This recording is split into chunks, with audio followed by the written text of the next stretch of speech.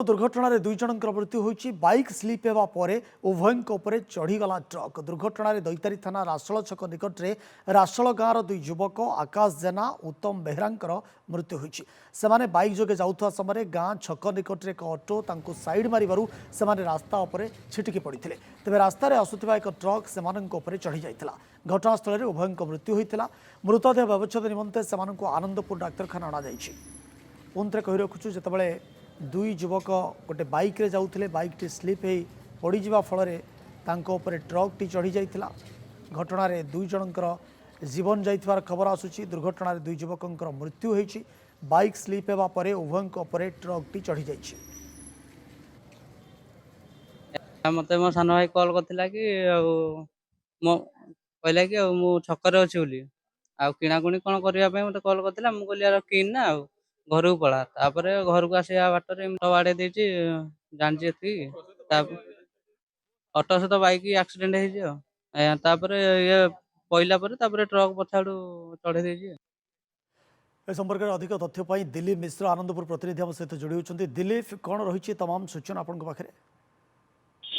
हाँ विक्रम ये गोटे अभावन घटना जिते कि केन्दुझर जिला दैतारी थानार जो रासोल अच्छी रासोल गाँव दुई जन युवक जड़े 18 वर्षर आकाश जेना और उत्तम बेहरा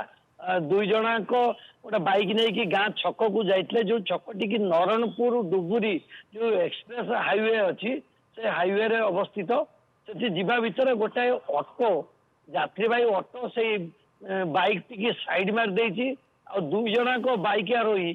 रास्तार खसी पड़ती से जो एक्सप्रेस हाईवे रे गोटे ट्रक आसी ट्रक टी ऊपर चढ़ी ट्रक टी फेरार हो खबर पाई सांगे सांगे स्थानीय लोक मैंने घर लोक मैंने सांगे सांगे आंबुलांस जगे आनंदपुर उपखंड चिकित्सालय को लेकिन आसते आनंदपुर उपखंड चिकित्सालय दुई जन को डाक्तर मृत घोषणा कर बर्तमान शव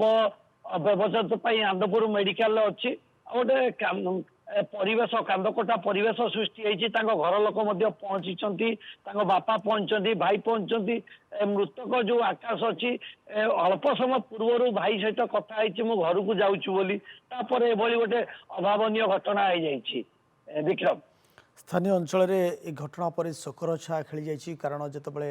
लगाण वर्षा जारी रही लघुचाप जनित लगाण वर्षा एवं ऑटोटी जितेबाला टिके साइड मारी दुई जन युवक बाइक रे जाउथवा बेले बाइक टी स्लीप करने फल रास्ता मझे पड़ जाइछंती उभय ट्रक चढ़ी जाइए उभयंकर मृत्युर खबर आसूची ए घटना पर स्थानीय अंचल में शोकर छा खेली जाइए। बहुत बहुत धन्यवाद आपंकर समस्त सूचना एत बड़ एक अघटन रासोल छक निकट में घटी जाइए।